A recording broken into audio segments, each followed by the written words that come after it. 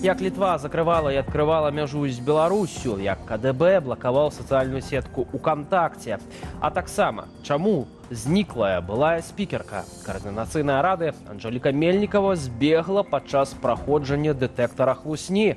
У сённяшнім аб'ектыве вітаю, Віталь Бабін працуе для вас у гэтую суботу, запрашаю на навіны.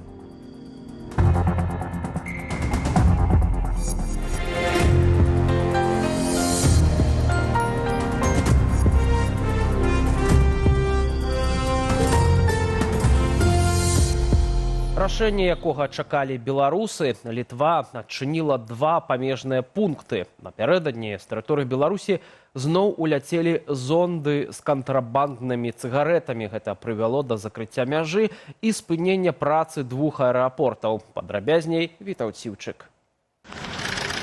Праезд адкрыты. А поўдні Літоўская рэспубліка аднавіла працу памежных пераходаў у Медніках і Салечніках, ацаніўшы сітуацыю з пункту гледжання бяспекі.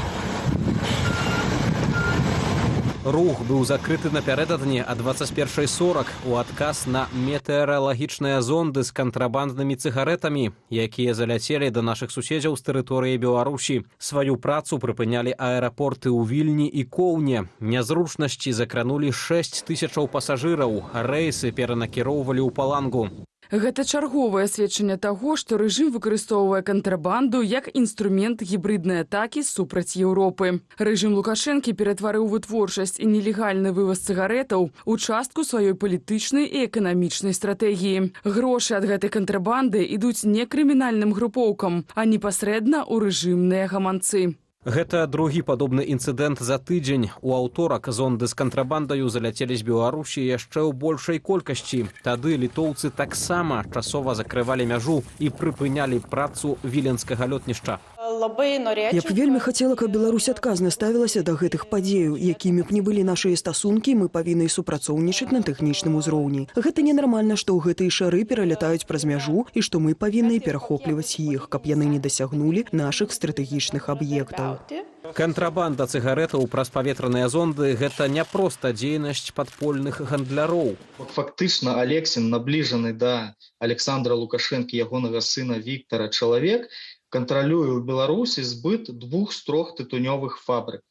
І зразумела, што каб гэтыя цыгареты патрапілі у Еўразвяз, іх спачатку трэба купіць у тытунёвай фабрыкі. Ну і фабрыка атрымлівае грошы. На наступным тыдні літоўскія ўлады правядуць паседжанне Нацыянальнай камісіі бяспекі, на якой ацэняць, цытата, што яшчэ можна зрабіць у кароткачасовай перспектыве, каб гэта забалела кантрабандыстам і рэжыму Лукашэнкі, які дазваляе ім бескантрольна дзейнічаць.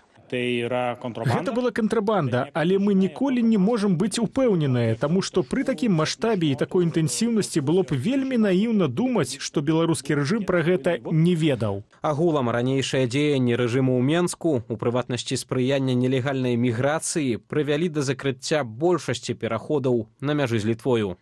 Вітаў Ціўчык, Белсат. У Беларусі на некалькі гадзінаў блакавалі папулярны сервіс УКонтакте. Расійская сацыяльная сетка была недаступная ў выніку рашэння КДБ, які дадаў адрас vk.com у спіс забароненых рэсурсаў. Сацыяльная сетка была недаступная некалькі гадзінаў. Пры гэтым у некаторых карыстальнікаў працягвала працаваць мабільная праграма.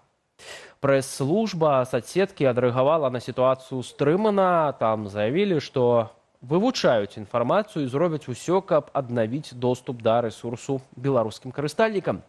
Бліжэй да ночы згадка сервісу знікла са спісу заблакаваных сайтаў, а яго праца на тэрыторыі Беларусі аднавілася ў поўным аб'ёме. Што тычыцца прычыны блакавання, то набліжаныя да беларускіх сілавікоў тэлеграм-каналы называлі розныя версіі, ад тэхнічнай памылкі да таго, што кампанія УКонтакте мусіць выканаць нейкае патрабаванне ўладаў. Даходзіла і да сапраўдных істэрык і пагрозаў. ВК, это все знают, это буржуйская, частная организация. Да, она аффилирована там и с государством, и с разными органами, структурами и так далее. Но это частная структурка. В Беларуси белорусские законы, белорусская власть. И вы все буржуи будете выполнять ее указания. Если требует что-то белорусский КГБ, на задних лапках побежали исполнять. Кардынал Кляудио Гуджеротти ўжо у Беларусі, пасланнік папы Льва XIV, бярэ ўдзел ва ўрачыстасцях да стагоддзя пінскай дыяцэзіі.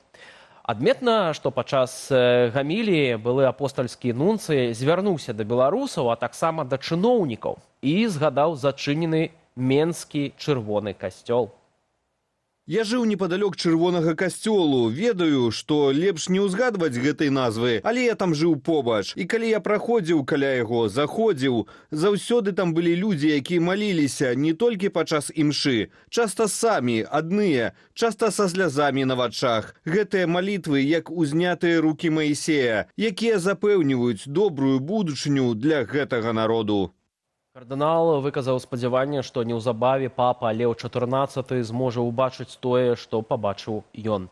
Звяртаючыся да дзяржаўных службоўцаў, ватыканскі дыпламат заклікаў іх шукаць дабра ў гэтым свеце, еднасці і любові ў народзе. Як і ўвесну у агульнабеларускім суботніку удзельнічалі амаль 2,5 мільёны чалавек, сцвярджаюць чыноўнікі. Ад самай раніцы ў афіцыйных тэлеграм-каналах публікуюць жыццярадасныя справаздачы. А вось Лукашэнку, які звычайна выступае ў такія дні перад камерамі, сёння не паказалі. Ці добраахвотна выйшлі людзі задарма працаваць пад дажджом і навошта ўладам падобныя акцыі, разбираемся в наступном сюжете. Сегодня ветеранский актив принимает участие в республиканском субботнике. Наводит порядок на местах захоронений, воинских захоронений. Ветераны и школьники, чиновники и працовники культуры, силовики и студенты. В качестве шефской помощи к нам приедут и будут сейчас работать солдаты из войсковой части Боровки. Афіцыйныя медыа і сацыяльныя сеткі актыўна дэманструюць, як людзі выйшлі на другі сёлета ўсебеларускі суботнік. Нібыта ў адзіным парыве, як дружна і весела працуюць. Мы на суботніку. Давай з намі. Гарадзенскія міліцыянты парадкавалі сёння свае працоўныя месцы. Міністэрства аховы здароўя будавала корпус дзіцячай анкалогіі, але пераважна людзі прыбіралі тэрыторыі. Зграбалі лісце, збіралі смецце пасля капітальнага рамонту, садзілі дрэвы. У сталіцы і Менскай вобласці рабіць гэта давялося пад дажджом. Гэта ўсё, як кажуць, прымусова добраахвотнае.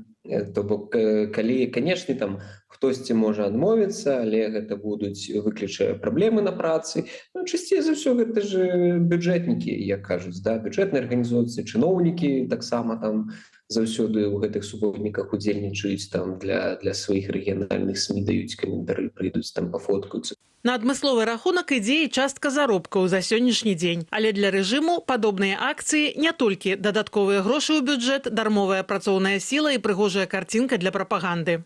Это попытка мобилизационная, то есть таким образом они все же смотрят на лояльность людей, вот.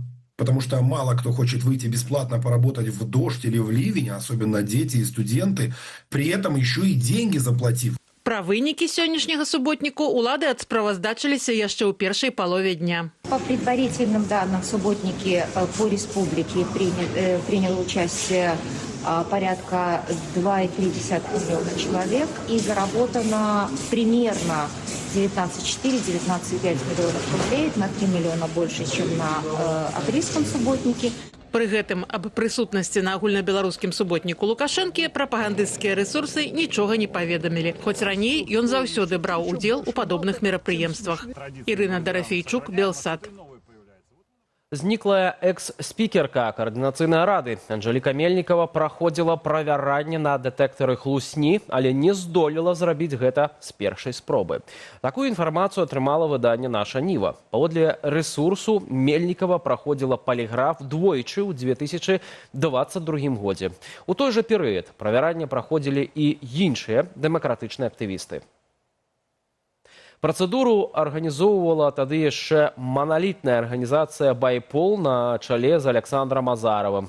У першую чаргу правяралі магчымую супрацу актывістаў з беларускімі ці расійскімі спецслужбамі. Паводле суразмоўцы нашай Нівы, першую спробу Мельнікава праваліла, расплакалася і ўцякла. А вось ужо другі раз паспяхова прайшла правяранне. У каментары нашай Ніве Александр Азараў зазначыў, што зрыў Мельнікавай на першай спробе паліграфу быў звязаны з, цытата, прыватнымі справамі. Анжеліка Мельнікава знікла больш як паўгода таму у канцы сакавіка, а разам з актывісткаю з рахунку ейнага фонду зніклі каля 150 тысяч долараў, што прызначаліся на дзейнасць каардынацыйнай рады і руху кіберпартызаны. З таго часу пра лёс Анжелікі Мельнікавай нічога не вядома.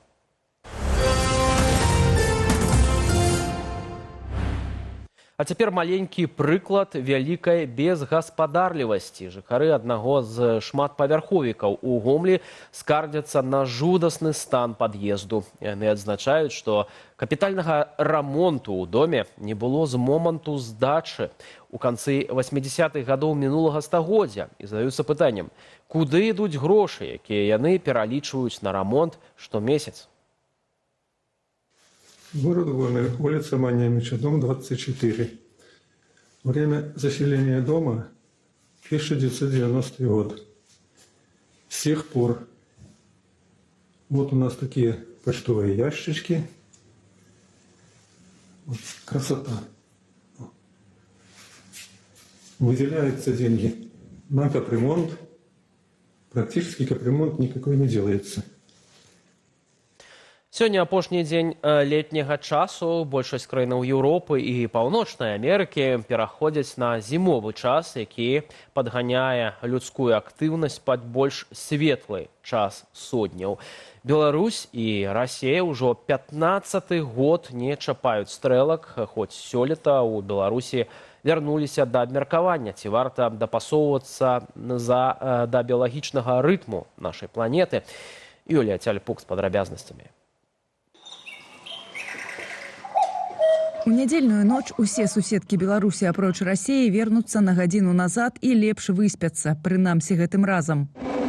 Частка беларусаў таксама хацела б вярнуцца да жыцця згодна з сезонным часам. Праз сайт e-Petitions людзі звярнуліся да чыноўнікаў з такой просьбай. Дзяржстандарт, Міністэрства аховы здароўя і працы адмовілі.